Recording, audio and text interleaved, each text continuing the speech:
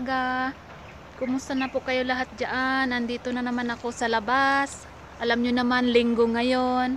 Sa mga katulong dyan, magdi-day off, lalabas, lakad-lakad. Ito, magandang view.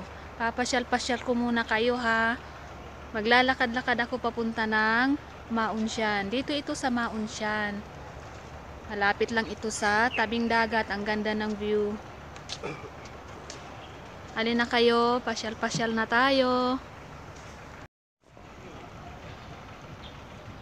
Ayan oh. Ayan. Ganito nila kaalaga yung mga halaman nila dito sa Hong Kong. Araw-araw nilalagyan nila ng fertilizer, dinidiligan, alagang-alaga nila, hindi nila pinapabayaan. Napakaganda. Magandang umaga at saka magandang view. Yan, sarap mamasyal dito. Lakad-lakad. Dito ako dumadaan tuwing umaga pag nagdi-day off ako kasi ang ganda ng view. Nakakawala ng stress.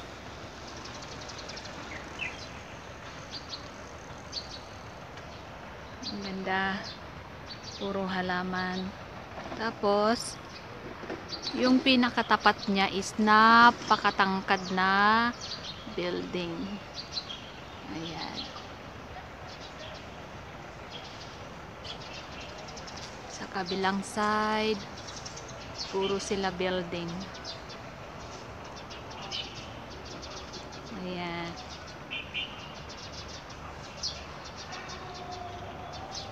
Pagkatapos ko maglakad-lakad dito sa park na ito, ayan, lilipat na naman ako ng daanan. Dito sa may sa may seaside na siya, na masarap mag-jogging, masarap maglakad-lakad, marami kang taong makikita, iba-ibang klase ang suot. Alam mo ba na excited din minsan na maglakad ng seaside kasi nakakahinga ka ng parang fresh na hangin. Kahit na nakamask ka, sa mata pa lang natin, mapifeel na natin kung ano yung mga nakikita. Kaya tayo mga kababayan, mag-day off din tayo paminsan-minsan. Kasi dito lang talaga natin na ipapalabas kung ano yung nararamdaman natin. Kasi sa totoo lang, hindi talaga natin maipagkakaila. Habang nagtatrabaho ka, ang daming laman ng isip mo. Minsan hindi mo malaman kung paano mo isosolve yung mga problems mo, paano mo iisipin kung kailan matatapos, kailan ka makakauwi. Ang dami-daming laman ng isip natin. Iba pa rin kasi yung magdi-day off tayo, makakausap natin yung mga kapwa natin Filipina, makakain tayo ng mga iba-ibang pagkain, yung iba kasi nagdadala ng mga lutong Pilipino, makakatikim din tayo kasi minsan kahit masarap ang ulam natin sa bahay ng amo, kasi may mga amo talagang galante, maamo ding kuripot, iba pa rin talaga yung nakakain natin, yung sarili nating pagkain. Kaya ini-encourage ko kayo, mag-day off kayo paminsan-minsan. Huwag natin ikulong ang sarili natin.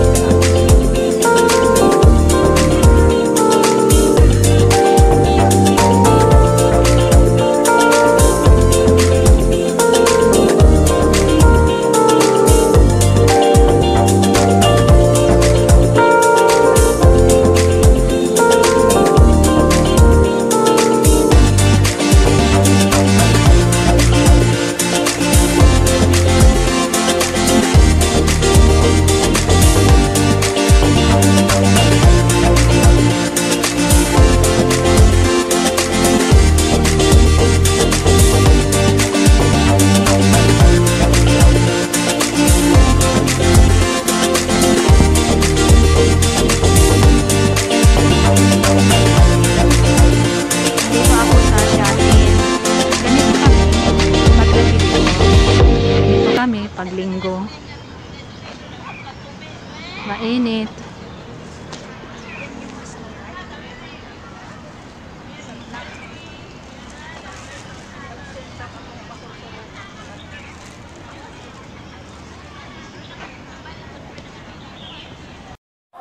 Dito ako sa Emilio Hillier magpapadala ng pera.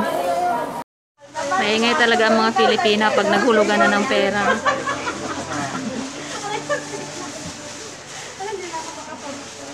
Okay lang sa amo mo ate, nag-vlog ka habang gumagawa.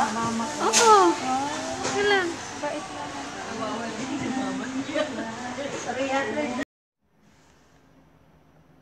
So, ngayon, nandito na ako sa bahay. Ganon natapos ang day off namin. Ganon kami pag nagdi-day off. Lakad dito, lakad doon. Mahirap man siya talagang gawin sa isang linggo kasi minsan kulang yung sa isang araw yung paglalakwatsa. Kasi nga isang linggo ka namang nagtatrabaho na kailangan talaga nating mag-day off. Kaya minsan kulang talaga yung isang araw. Pero sa ganong oras, masaya na rin kami. Kaya kahit papano, naibsan yung mga lungkot-lungkot.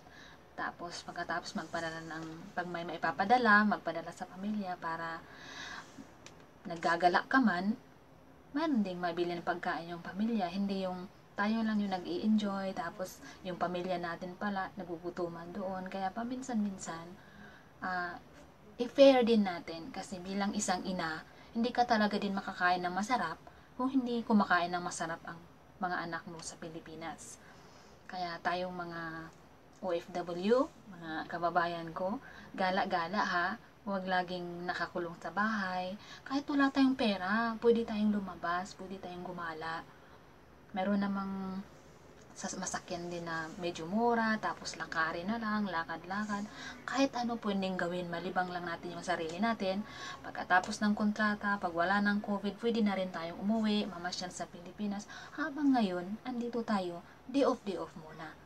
Maraming salamat sa pagpanood ha. Ingat-ingat na lang tayo lagi, andito na sa bahay. Ready na matulog kasi medyo pagod na naglalakad-lakad. Maraming salamat. Bye-bye.